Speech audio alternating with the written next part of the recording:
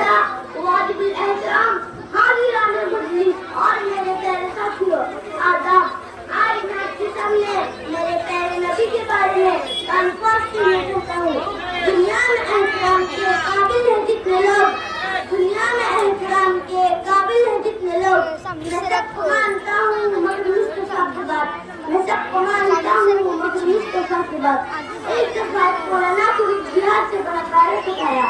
اس نے لکھا تھا, مولانا صاحب ہمارے یہاں آج تک سیرت النبی کے بارے میں بیان نہیں ہوا, ہمارا دل کرتا ہے آپ نوٹ دے. مولانا نے محبت پر جذبات میں جواب لکھا, خلا تاریخ کو نہ حاضر رہوں گا. دیے ہوئے وقت پر مولانا وہاں پہنچ گئے. وہاں پہنچنے پر لوگوں نے مولانا سے کہا, آپ واپس چلے جائیے, ہم بیان نہیں کروانا چاہتے.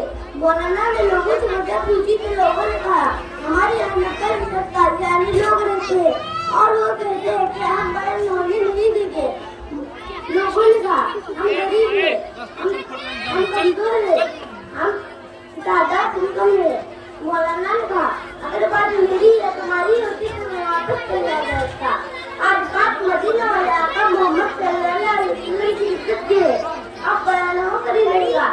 مولانا نے لوگوں سے کہا, یہاں کوئی بات سے سنتا رہتا ہے.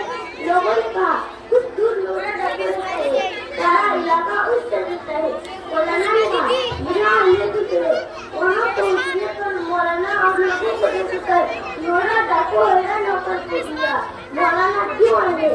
تو مولانا نے کہا, بات نبی صلی اللہ علیہ وسلم کی عزت کیا گئی ہے, تم کس کر سکتے ہو؟ لوڑا ڈاکو کہنے لگا, میں ڈاکو ضرور ہوں, میرا غلط نہیں. لوڑا ڈاکو مجھے سچ سے نکلا. 3 گھنٹے بیان ہوا, آپ صلی اللہ علیہ وسلم کی تعریف ہوئی. بیان ختم ہونے پر لوڑا ڈاکو کہنے لگا, اگر کسی نے مسلمان کو تکلیف دی تو مجھ سے بچ نہیں سکتا.